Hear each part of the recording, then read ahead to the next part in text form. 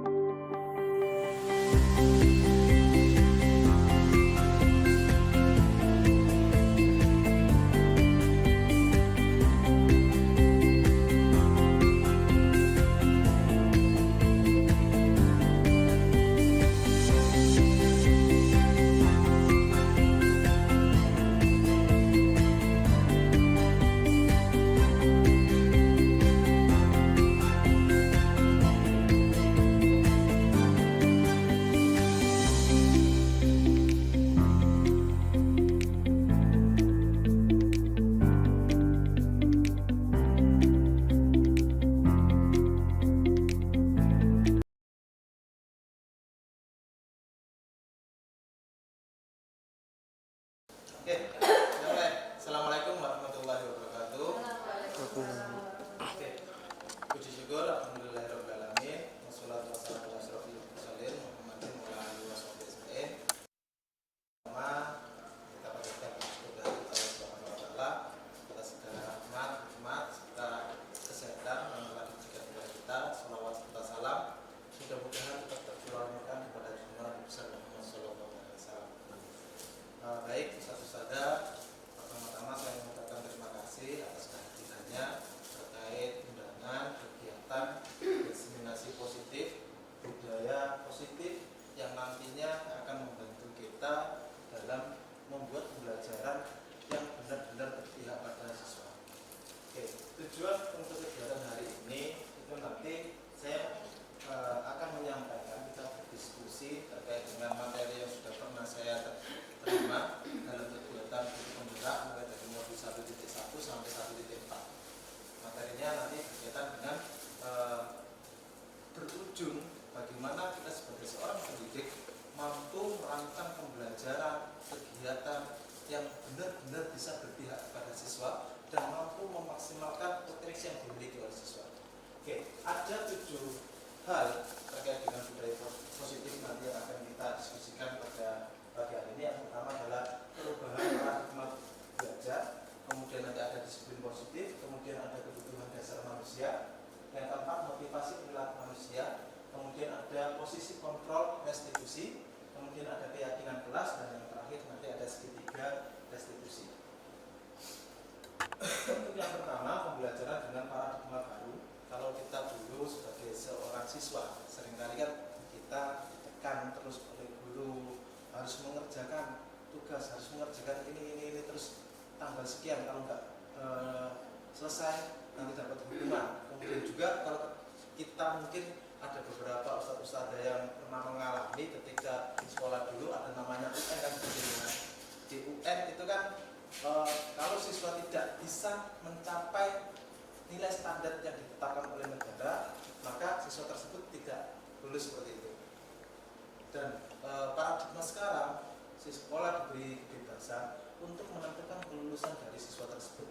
Dan kaitannya dengan pembelajaran, maka tentunya dalam pembelajaran kita sebagai seorang pendidik juga diberikan kebebasan. Bagaimana nanti kita merancang pembelajaran ini sehingga siswa itu dapat benar-benar bebas dalam memaksimalkan potensi mereka. Oke, next. Disiplin positif. Kalau kata disiplin, kita pertama kali mendengar kata disiplin pasti berkaitan yang pertama peraturan, seperti itu kan. Peraturan ujung-ujungnya adalah siswa harus mentaati. Jika tidak mentaati berakhir hukuman atau konsekuensinya seperti itu. Tetapi sekarang sebagai seorang pendidik di mana kita itu menurut diajar Dewan Toro, kita sebagai seorang pendidik itu bertujuan untuk menuntun kodrat yang dimiliki anak, potensi yang dimiliki anak, bakat yang dimiliki anak, untuk mencapai kebahagiaan semaksimal mungkin sebagai manusia maupun sebagai anggota masyarakat berdasarkan potensi yang mereka miliki. Itu adalah tugas kita sebagai seorang pendidik. Maka di sini untuk menerapkan disiplin positif ini, bagaimana disiplin positif ini bukan berasal dari dorongan luar, tapi disiplin positif itu muncul dari diri anak sendiri. Jadi mereka menyadari bahwa pentingnya disiplin ini untuk diri mereka, untuk kehidupan mereka di masa mendatang. Itu penerapan disiplin positif yang nanti akan kita lakukan. Kemudian next. Oke, kebutuhan dasar manusia. Di sini ada 5 kebutuhan dasar manusia. Yang pertama, jelas kita melakukan apapun itu untuk bertahan hidup. Dalam bertahan hidup, dalam keseharian, yang kedua yang dibutuhkan manusia adalah kasih sayang dan diterima orang lain. Ketika seorang anak tidak diberikan kasih sayang, maka yang terjadi adalah anak itu akan mengarah ke jalan yang kurang benar, mengarah ke arah yang kurang tepat sesuai dengan potensi mereka, dan harus diterima. Kadang-kala kita sudah melakukan sesuatu tetapi tidak mendapat perlakuan yang baik, penerimaan yang baik dari orang lain, itu juga akan merubah perilaku anak atau seseorang tersebut. Maka kasih sayang dan bisa diterima itu merupakan kebutuhan dasar kita sebagai manusia. Kemudian yang 3, penguasaan.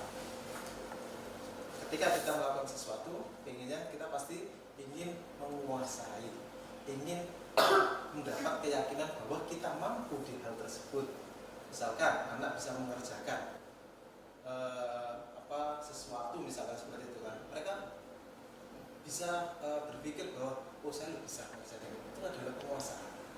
Saya lebih bisa memimpin saya percaya diri sebagai ketua IPM, itu adalah bentuk dari penguasaan. Saya bisa membuat teman-teman saya itu mematuhi atau melakukan sesuai dengan diskusi kelompok seperti itu adalah penguasaan. Kemudian yang keempat adalah kebebasan. Kebebasan di sini adalah bagaimana kita sebagai seorang guru bisa memberikan kebebasan anak dalam belajar seperti itu. Karena seseorang itu memang kadang-kala tidak bisa selalu ditekan, tidak selalu dikekangkan seperti itu. Mereka butuh hal yang membuat mereka merasa bebas. Kemudian yang terakhir adalah kesenangan. Ini adalah hal yang terakhir kesenangan. Kenapa? Ketika kita melakukan sesuatu, anak itu bisa melakukan sesuatu berdasarkan kesenangan mereka, berdasarkan hobi mereka. Mereka akan merasa itulah hidup mereka. Mereka tidak merasa tertekan sama sekali karena itu berdasarkan kesenangan mereka. Maka itu adalah bentuk nantinya arahnya adalah motivasi dari diri mereka sendiri. Next.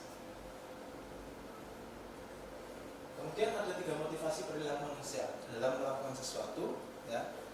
Kadangkala entah itu berkaitan aturan atau apa, ada 3 hal yang mendasari perilaku manusia. Yang pertama adalah ketika melakukan sesuatu, niatannya, keinginannya, tujuannya adalah pertama menghindari ketidaknyamanan dan hukuman.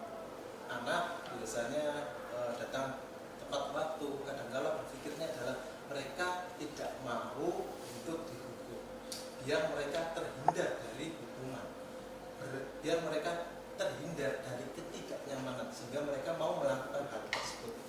Yang pertama. Yang kedua adalah mendapat imbalan dan penghargaan. Anak disuruh maju ke depan mengerjakan, imbalannya apa? Ini biar dapat nilai. Kalau dulu kita ketika SD seperti itu, ayo siapa yang mau maju ke depan? Bu guru atau Pak guru kasih bintang seperti itu. Siapa lagi yang mau maju ke depan? Dikasih permen atau coklat. Tetapi ketika hal itu tidak dilakukan, tidak dikasih permen, tidak dikasih bintang atau dapat penghargaan lain, apakah siswa atau anak itu mau maju ke depan atau melakukan sesuatu? Kadang-kadang tidak. Mereka hanya mau melakukan hal tersebut itu karena ada penghargaan. Ini yang tidak kita inginkan sebagai seorang pendidik. Sebagai seorang pendidik yang kita harapkan adalah bahwa siswa melakukan sesuatu itu karena memahami dan mengerti nilai-nilai kebijakan pada diri mereka sendiri. Motivasinya ada di dalam diri mereka. Mereka mau mengantri karena kenapa? Satu, menghargai hak orang lain. Mereka memahami itu. Itu adalah nilai kebijakan, nilai universal. Ketika mereka bisa memahami, oh andaikan saya di posisi itu, saya diserobot orang lain juga, saya akan merasakan hal yang kurang nyaman seperti itu. Maka ketika hal itu bisa tumbuh dalam diri mereka, berarti motivasi terkait dengan menghargai orang lain itu sudah muncul dari diri mereka sendiri, tanpa harus ada penghargaan, tanpa harus ada hukuman. Itu yang kita harapkan. Siswa datang tepat waktu karena mereka meyakini bahwa menghargai waktu itu adalah bentuk dari nilai kebijakan. Mereka datang tepat waktu itu merupakan hal-hal baik yang mereka dapatkan di kemudian harinya. Hal-hal yang baik untuk tidak menyepelekan sesuatu. Ketika mereka menyadari itu tanpa harus mengkhawatirkan hukuman atau penghargaan, maka motivasi itu sudah muncul dari diri mereka sendiri tanpa harus ada dorongan dari eksternal atau ekstrinsi. Next, hukuman dan penghargaan. Di sini nanti ada 4 hal terkait bentuk hukuman atau penghargaan nantinya. Yang pertama, hukuman tentunya bersifat menyakitkan. Anak disuruh berdiri di depan tiang sambil menghormat ketika jam 12 siang, itu adalah bentuk hukuman. Tentu menyakitkan, tidak nyaman bagi anak. Murid pasti merasa takut, memaksa, ya. Kemudian murid menyembunyikan kesalahan karena takut terhadap hukuman. Mereka akhirnya apa? Ketika melakukan kesalahan, mereka pasti sembunyi-sembunyi, tidak ingin orang lain mengetahui apa yang telah mereka lakukan, apa yang kesalahan yang mereka lakukan tersebut. Itu adalah konsekuensi dari hukuman. Kemudian murid menjadi rendah diri, merasa ketika mereka hukuman, mereka menjadi orang yang bersalah seperti itu. Kemudian penghargaan. Bentuk penghargaan nantinya tidak efektif. 1 kali dilakukan, 2 kali dilakukan, 3 kali dilakukan, tapi ketika penghargaan itu ditiadakan, maka siswa belum tentu mau melakukan hal yang sama ketika mereka mendapatkan penghargaan. Maka bentuknya tidak efektif, merusak hubungan. Ada temannya karena datang tepat waktu mendapat coklat, kadangkala iri seperti itu kan. Kadangkala sudah nggak dapat coklat, nggak ada penghargaan coklat, bisik-bisik, kok nggak dapat coklat lagi ya, seperti itu dan seterusnya. Kemudian mematikan kreativitas. Karena kenapa? Ketika seorang anak melakukan sesuatu hanya untuk penghargaan, mereka tingkat kreativitas mereka tidak akan pernah berkembang. Karena apa? Tujuan mereka hanya untuk memperoleh penghargaan tersebut. Kemudian menghukum. Sistem ranking merampas hak dan menghargai dirinya saja. Okay, next.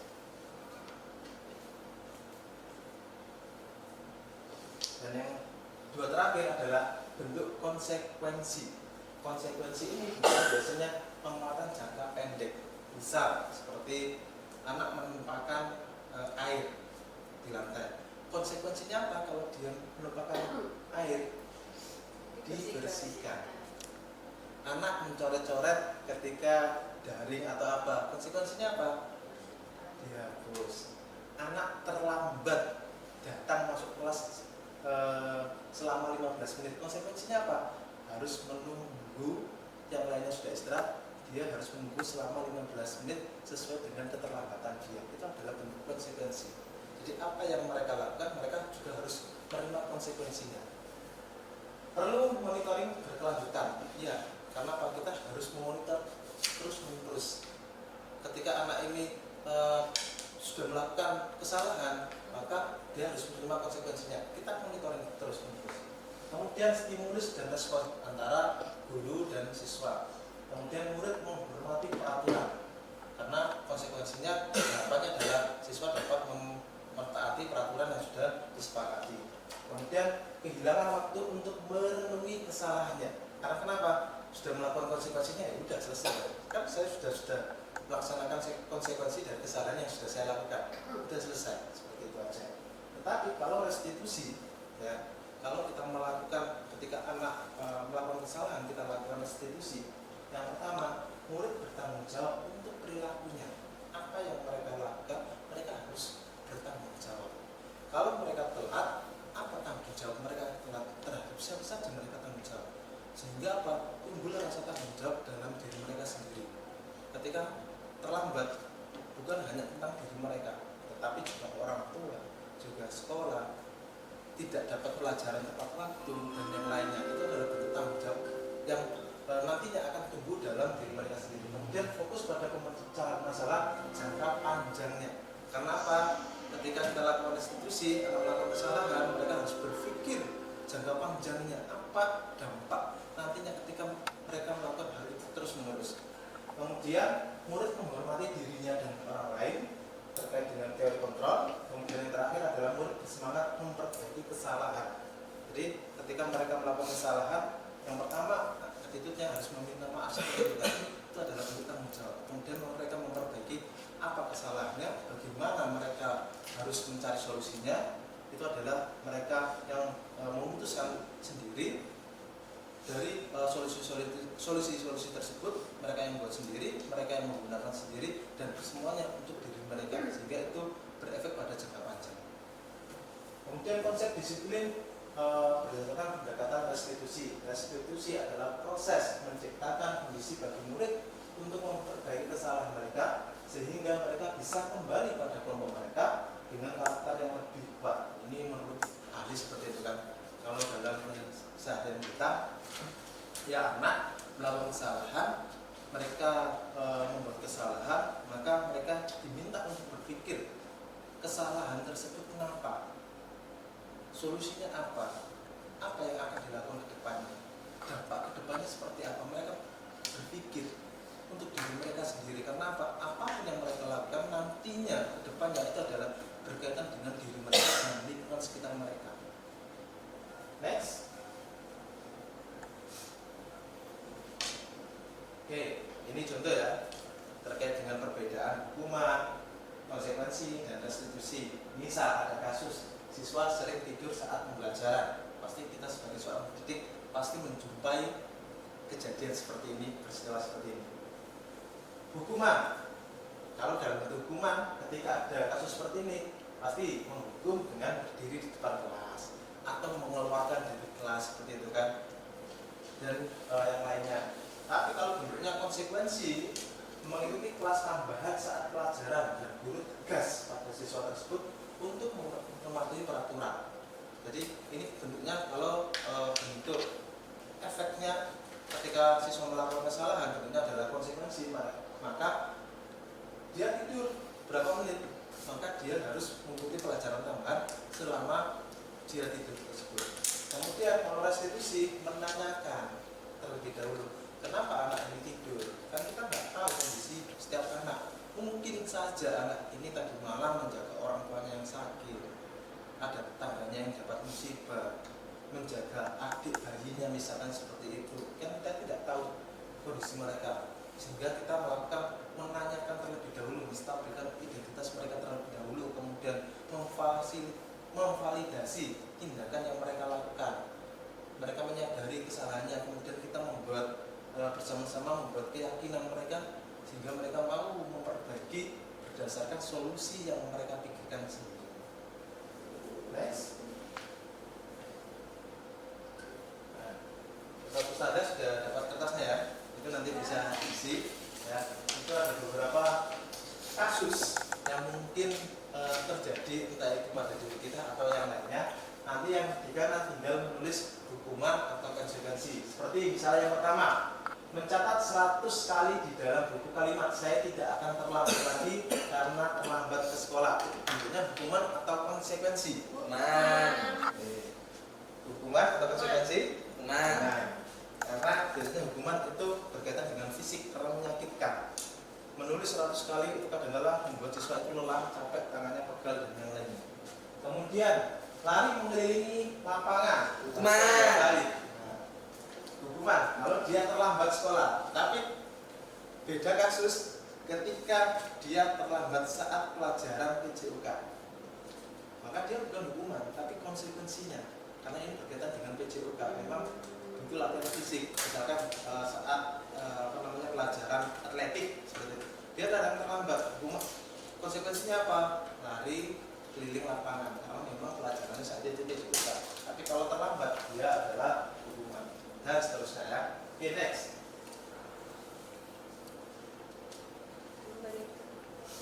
Membersihkan 5 posisi kontrol restitusi. Ini bagi kita ya.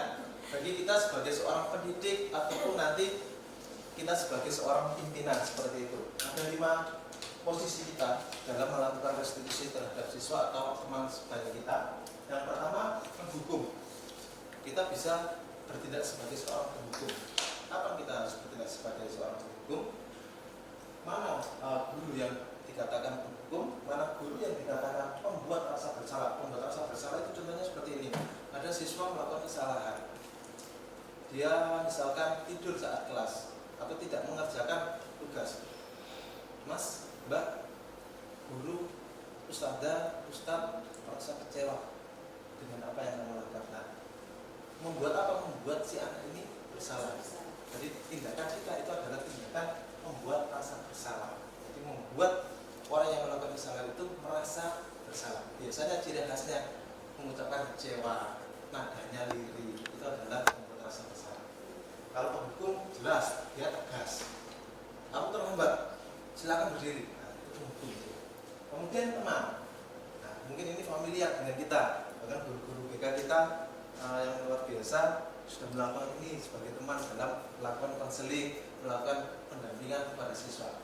Kemudian memantau melihat siswa ini sudah melakukan aturannya apa belum, dia terlambat aturannya seperti apa, dia memantau saja. Kemudian yang terakhir adalah manajer. Di sini manajer adalah melakukan restitusi tadi. Yang pertama apa? Melakukan identitas atau menstabilkan identitas terlebih dahulu. Membuat anak itu bukan menjadi orang yang bersalah sendiri. Karena apa? Semua orang pasti melakukan kesalahan yang sama. Tetapi bagaimana tindakan kelanjutannya. Kemudian tahap keduanya dalam manajer itu adalah memvalidasi tindakan. Kita mengecek terlebih dahulu. Mengapa anak ini melakukan tindakan tersebut? Apakah benar anak ini melakukan tindakan tersebut? Dan anak ini benar-benar menyadari kesalahan yang mereka lakukan. Itu adalah tindakan validasi. Kemudian yang terakhir adalah menanyakan keyakinan. Di mana menanyakan keyakinan ini, kita menanyakan ke anak apa yang mereka lakukan itu benar atau salah menurut anak tersebut. Lalu kalau memang salah menurut anak tersebut, apa yang harus dilakukan biar hal ini tidak terulang lagi. Bukan untuk saat ini, bukan untuk besok, tapi untuk masa depan mereka. Sehingga anak ini benar-benar menyadari bahwa ke depannya hal yang sudah dilakukan itu tidak boleh dilakukan lagi. Oke, next. Oke, ini tadi 5 posisi kontrol restitusi. Next. Kemudian keyakinan kelas.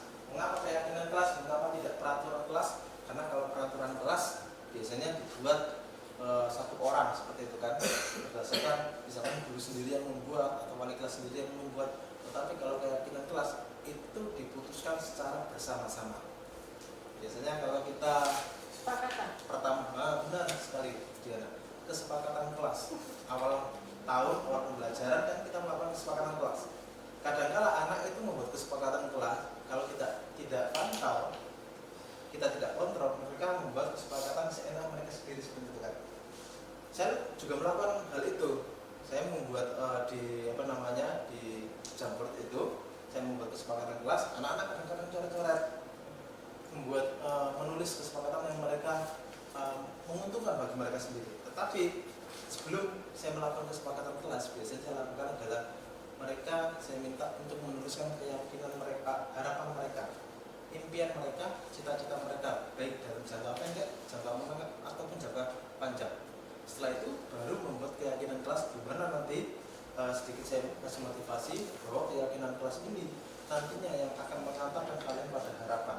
Sehingga mereka saya kasih dua pilihan dalam membuat keyakinan kelas, mana yang kalian dahulukan, kesenangan kalian atau harapan kalian yang dicapai. Jika kesenangan kalian ingin tercapai terlebih dahulu, maka silakan tulis apapun berdasarkan kesenangan kalian.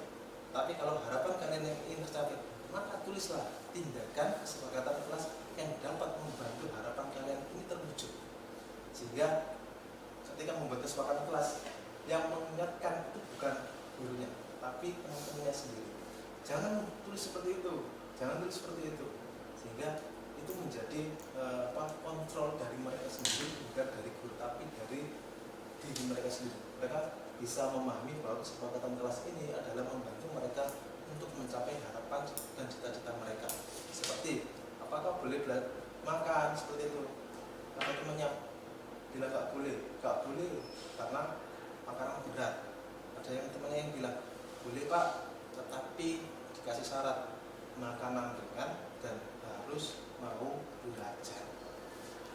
Sehingga konsekuensinya apa nanti, restitusinya apa? Restitusinya adalah berdasarkan teman mereka sendiri. Ketika ada temannya yang makan makanan ringan kemudian tidak belajar, temannya yang mengingatkan. Karena apa? Itu sudah menjadi kesepakatan kelas bersama, bukan dari satu orang. Jadi itu kenapa keyakinan kelas bukan peraturan kelas. Next.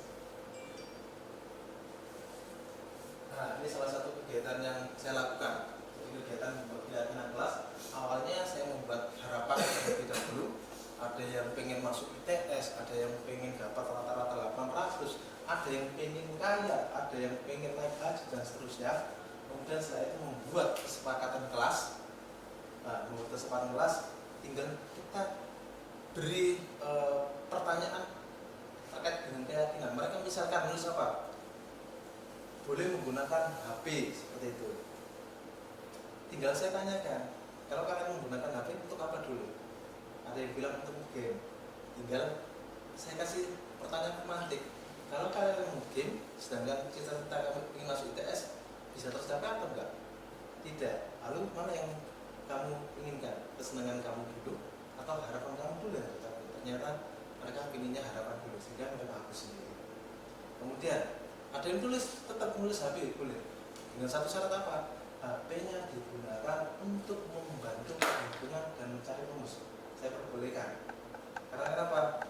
Karena kita sebagai seorang pendidik pasti tahu bahwa kapasitas anak dalam perhitungan itu beda-beda. Ada anak yang sudah pandai menghitung cepat, ada anak yang sangat lama menghitung, ada anak yang bahkan belum bisa melakukan operasi perhitungan, kan seperti itu. Sehingga memang butuh alat bantu. Tetapi kita sebagai seorang guru tinggal kasih keyakinan saja. Kenapa? Alat bantu itu hanya sebagai alat bantu.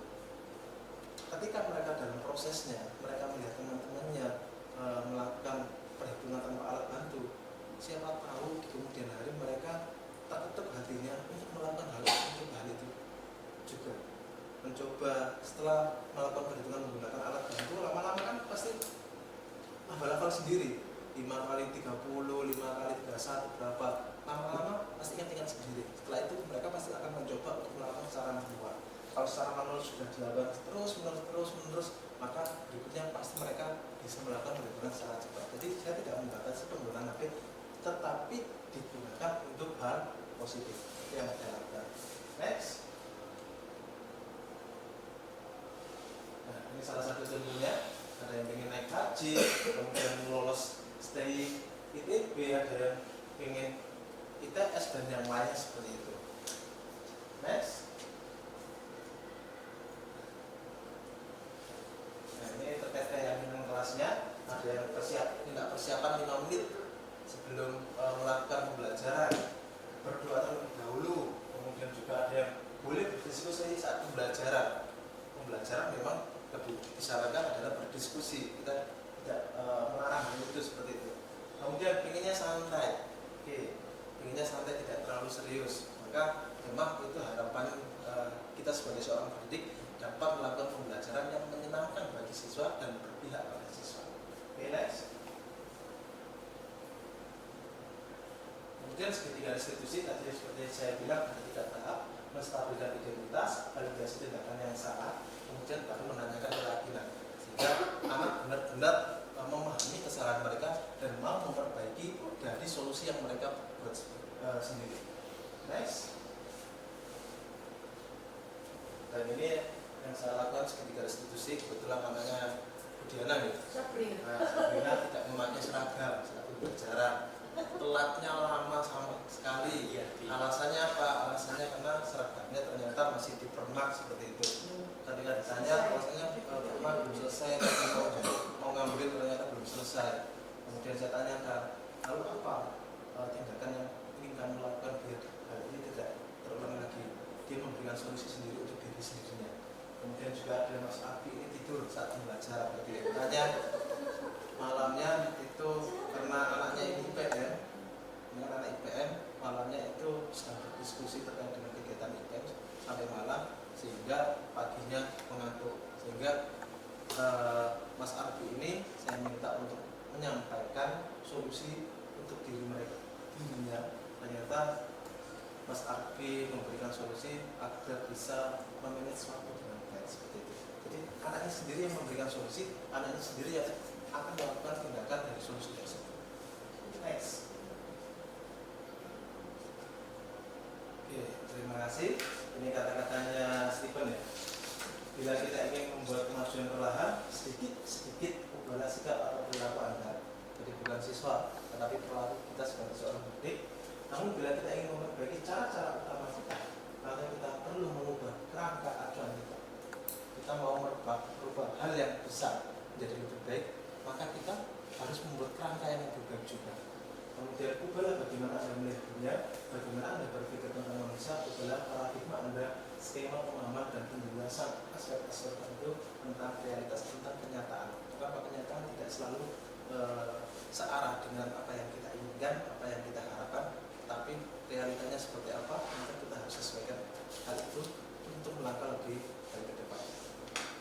Oke, terima kasih atas kesempatannya, Ustaz Ustazah. Saya akhiri, wassalamualaikum warahmatullahi wabarakatuh. Oke.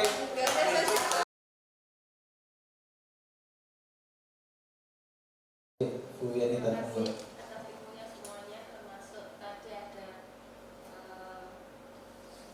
belajar tentang restitusi, kemudian tentang hukuman, bedanya apa, ya kita bisa tahu siswa kita tuh cocoknya yang mana dan harusnya bagaimana menjadi pendidik. Baik, terima kasih Ustaz Ustazah atas partisipasinya dalam kegiatan mulai dari pagi sampai siang hari ini. Mungkin dari Bu Lia atau Bu ini ada tanggapan atau Terima kasih. Mungkin dari saya untuk visi sekolah kan tadi sudah sesuai dengan filosofi waktu dan sudah berpihak kepada murid, dan tadi visinya juga sangat luar biasa ya, karena sesuai dengan zaman, yaitu sesuai dengan daya saing global tadi sudah sangat luar biasa menurut saya. Terima kasih.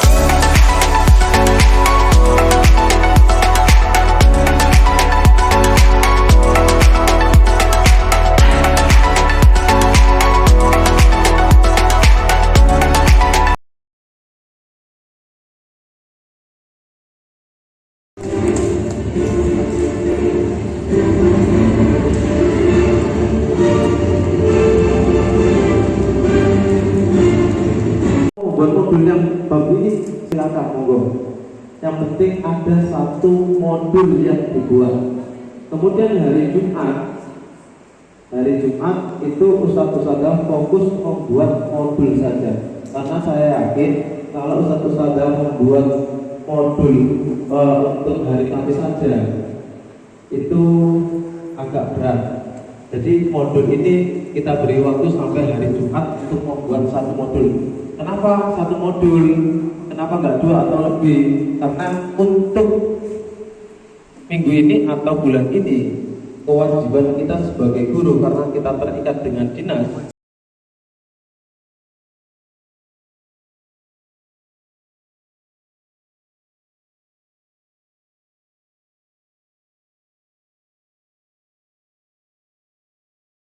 Kalau nak di kelas 10 UTBK-nya hanya 1 jam, kemudian di kelas 11 itu 2 jam, kemudian tahun lalu UTBK ketika semester 1 materi itu memuat ada matematika, fisika, kimia, biologi, ekonomi, sosiologi dan yang lainnya.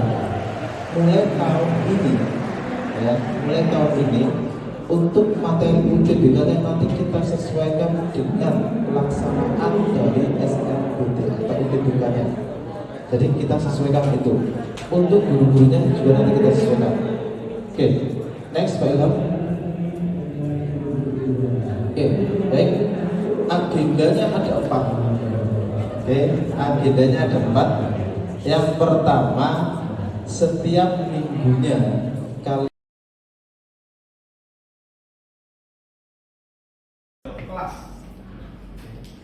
kita buat kesepakatan kelas, tetapi kalimatnya nanti tidak boleh menggunakan kata tidak.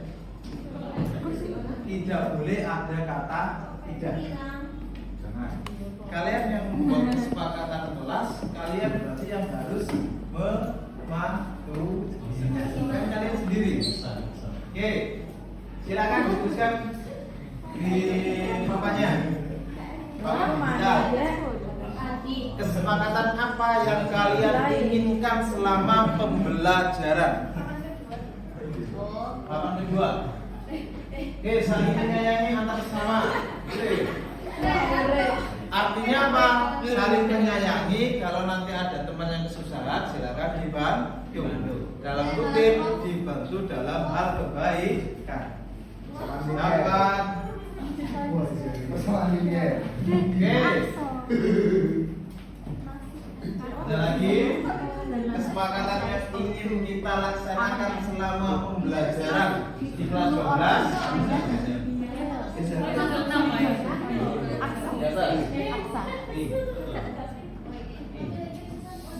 Ini kan? Solid, silakan. Gaib Berlewatan saat pelajaran. Setuju? Berlewatan saat pelajaran setuju? Yakin? Yakin. Oke. Bebas bermain HP. Nanti kalian sudah membuat harapan. Apakah kalian pilih yang mana? Harapan kalian tercapai atau kesenangan kalian yang tercapai? Itu tinggal kalian pilih ya.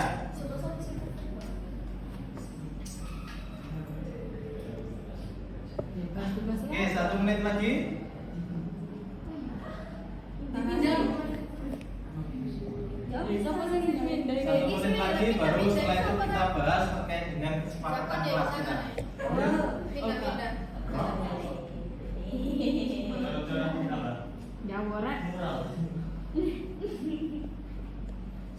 Gampang ya, ada CCTV.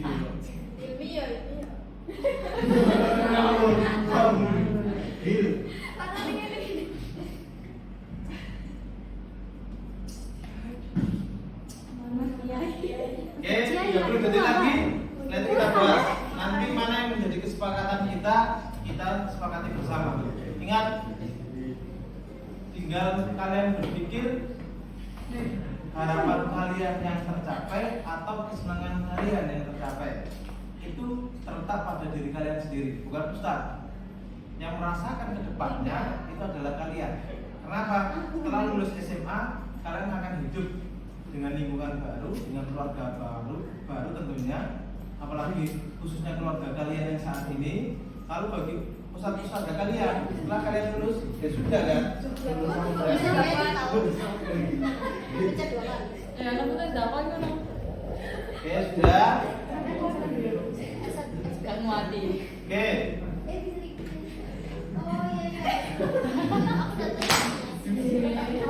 Oke, yang cara-cara silakan dihapus, kita bahas. Kalau ini Anis. Oke, kita bahas satu-satu. Yang tidak kita setuju nanti kita bahas ya.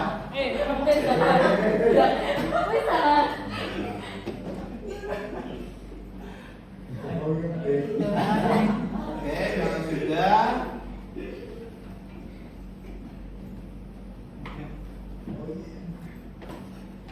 Kita sepakati sekarang.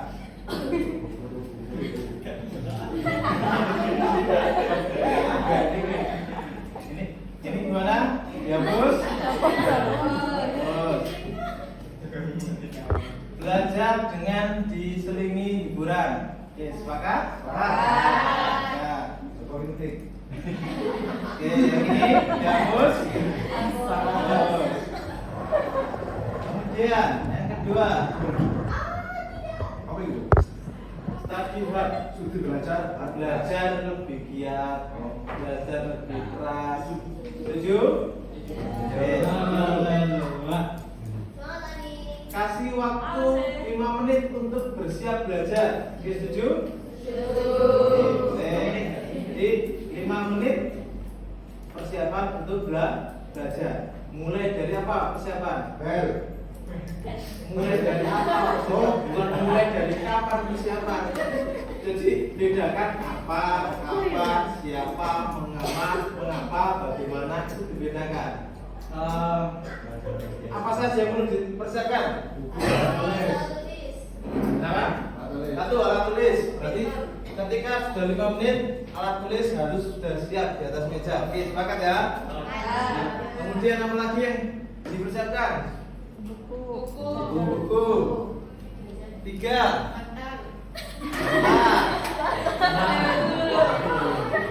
Oke, minta. 1 alat tulis, 2 tadi mental, kemudian 3 tadi apa? Buku. Kita tulis di sini, kita tambahin. Oke, kita tulis yang dipersiapkan. Persiapan alat tulis, kemudian mental. Oke, lagi.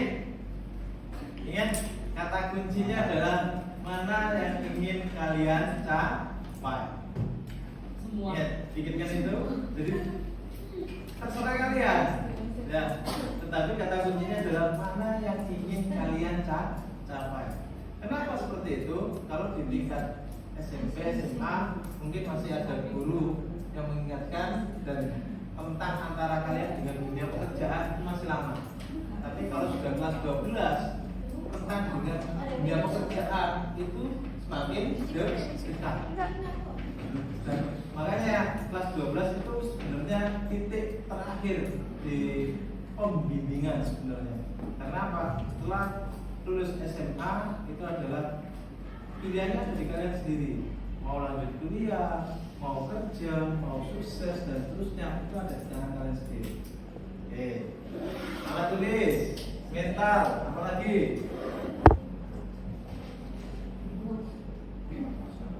Belajar? Boleh? Oke? Kalau jajan nanti asalkan ingat buang di tempat sampah. Tidak mempermasalahkan, asalkan kondisi kemudian kalian nyaman dengan belajar kalian, silakan. Banyak kejadian Pak. Belajar ringan. Kan ada Pak. Apalagi yang perlu diingat tadi 5 menit persiapan. Buku sudah, beriman dan bertakwa berkaitan dengan mental kan ya? Berdoa boleh. Berdoa. Oke, satu lagi, ya, satu lagi. Karena kita siswa, biar kita rapi, dalam 5 menit harus sudah bersepatu. Tidak ada yang tidak bersepatu. Atribut. Oke, ada lagi? Cukup? Cukup. Oke, ini berkaitan dengan waktu 5 menit. Nyalain lampu. 1 jam istirahat selesai pembelajaran. Ya nanti. Benar 1 jam istirahat. Sholat zuhur.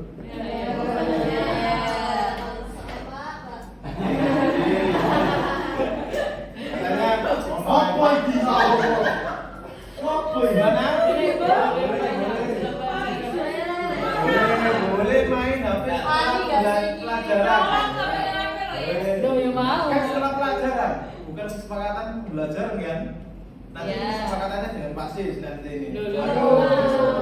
Kan setelah pelajaran. Yang kita sepakati adalah kesepakatan kelas. Terus matematika pakai kalkulator. Silakan. Boleh. Kenapa? Kita juga nanti pakai GeoGebra. Matematika pakai aplikasi silakan. Mau buat fungsi itu sudah diajarkan di SMP bagaimana cara membuat fungsi mulai dari masukkan nilai x-nya, mulai dari 0, 1, 2, 3 seterusnya gitu kan. Oh, titik 0,1 dapatnya ini. Oh, kalau x-nya 1, y-nya berapa? Koordinatnya ini dimasukkan nanti tarik garis lurus kan gitu. Itu sudah kita pelajari di SMP dulu. Nah, SMA boleh pakai aplikasi. Ada namanya aplikasi GeoGebra. Masukkan fungsinya, kalian pasti nanti dapat grafiknya. Itu ada di situ. Karena apa? Transformasi fungsi nanti jelas berkaitan dengan koordinat, berkaitan dengan fungsi dan berkaitan dengan grafik. Ustaz perbolehkan. Kenapa? Ingat, kemampuan berhitung seseorang itu beda-beda. Ustaz memaklumi itu, ya. Iya. Jadi Ustaz memaklumi. Tergantung kalian ingin bisa berhitung atau tidak bisa berhitung. Itu tergantung kalian. Kalau ingin bisa berhitung, meminimalisir kalkulator. Kalau Ustaz, yang Ustaz lakukan seperti itu. Jadi Ustaz kalau kerjakan soal yang tak terlalu berat, Ustaz nggak usah coret-coret. Ustaz pikir aja di dalam pikiran. Oh, ini udah jawabannya ini. Saja biasanya. Apalagi kalau cuma bukan cuma ya, kalau integral kemudian penalaran matematika jarang Ustaz pakai coret-coret. Nanti Ustaz ajarkan di UTBK. Ustaz bahas 10 soal, paling yang coret-coret hanya 1 atau 2 soal. Selebihnya pakai pikiran. Itu tergantung kalian. Ustaz perbolehkan pakai kalkulator karena memang daya pikir anak, daya pikir orang, kapasitas otak itu berbeda-beda. Nggak bisa Ustaz paksakan kalau itu dalam membelajar, ya. Oke, next. Boleh lihat Google seperti yang Ustaz bilang tadi. Ustaz persilakan. Ustaz perbaiki, boleh melihat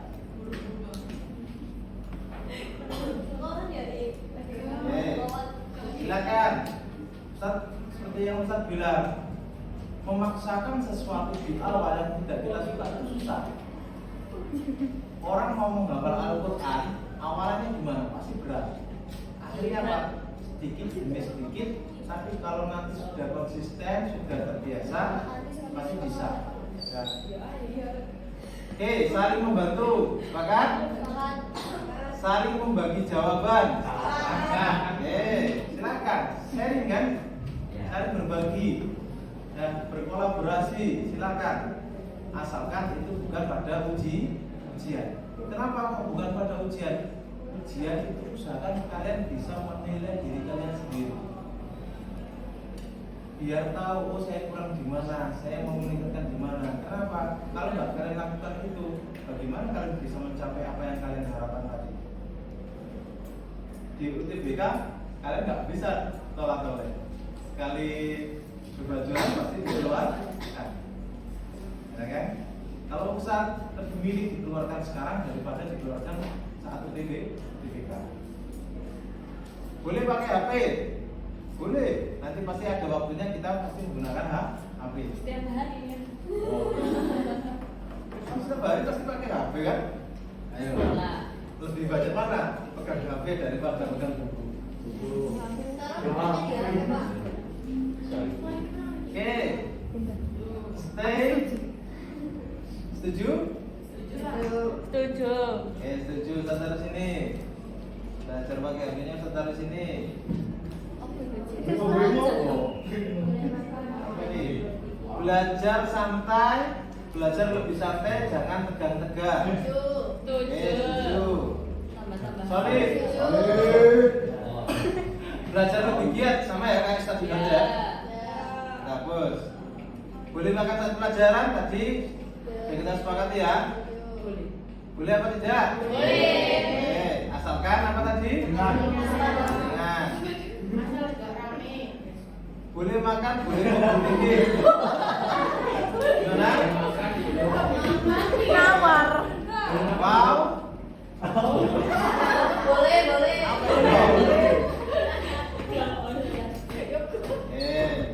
Cara dulu. Zakwan itu bener. Apa? Sebenarnya. Iya. Pak, biasanya kan kalau yang pertama ke aku. Iya, tapi ke aku. Tadi pakai berapa? Oke. Ini yang menjadi kesepakatan kelas ini. Ya. Nanti Ustaz share di wali kelasnya. Ustaz screenshot dan Ustaz share ke Bianita biar. Jadi ini yang menjadi kesepakatan kita ya. Oke, Ustaz tambahkan tadi ya. Yang di awal tadi konsisten, Ya, satu.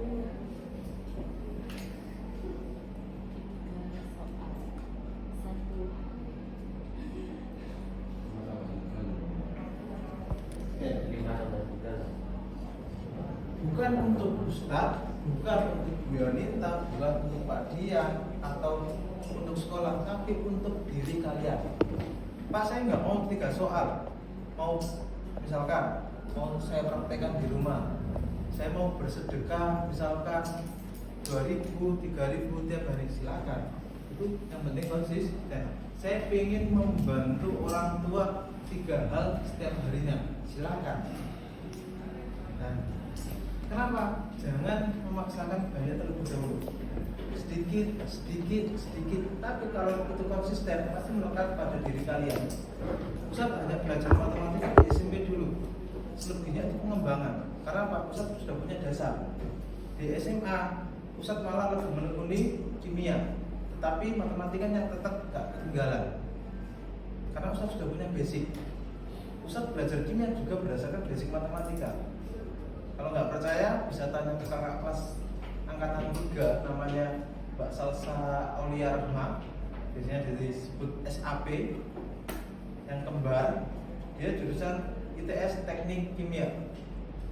Penyaringan Olimpiade, awalnya dia pilih matematika, tapi karena nilai kimianya juga bagus, kok Mbak Salsa ini kondisinya sama dengan Ustadz waktu SMA dulu. Akhirnya Ustadz sarankan di kimia, karena pada waktu itu matematika sudah ada beberapa siswa yang lumayan banyak. Ada Mbak Naswa, ada Mbak Sabrina, anaknya Bu Endang, kemudian ada Mbak Amalia Dwi di UNER, ya, yang biasanya riset Amalia. Akhirnya Mbak Salsa Nusantara Kimia lakukan hal ini tiap hari, kerjakan 3 soal tiap hari. Akhirnya apa? Di KSN tembus 10 besar bersih. Itu pertama kali sekolah kita bisa masuk 10 besar bersih. Ada Mbak Amalia sama Mbak Salsa. Kemudian kuliahnya akhirnya tembus di SNBP-nya, tembus di ITS jurusan teknik kimia.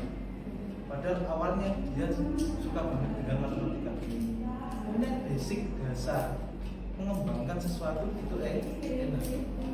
Terus punya basic matematika karena konsisten tadi sudah bisa lepas dari programnya itu melakukan sesuatu hal yang lain itu enak. Kenapa? Yang sudah kita lakukan itu nggak akan ketinggalan, sudah melekat di pikiran. Jadi kita mengerjakan soal langsung tanpa melihat buku, tanpa melihat rumus. Ada beberapa yang bisa, ada yang mungkin yang masih lihat buku wajar. Itu manusia. Karena manusia itu tidak lepas dari namanya lupa, kan gitu kan. Tetapi kan kita punya basic, melihat buku 1 kali, sudah ingat. Ustaz ngajar materinya baru misalkan, Ustaz ngajar kelas 11 karena nggak pernah ngajar kelas 11, ya kan? Nggak pernah melihat materi kelas 11. Tapi kalau suruh ngajar, Ustaz lihat benar sekali, saya ngajar bisa. Itu karena punya basic dapat dari mana? Dari konsisten tadi, istiqomah. Makanya agama itu menganjurkan kepada kita untuk selalu istiqomah. Itu salah satu manfaatnya untuk diri kita. Oke, kita sudah buat kesepakatan. Mudah-mudahan kesepakatan ini bisa kita terapkan secara konsisten. Ini ada pertanyaan? Oke, sudah terus buku?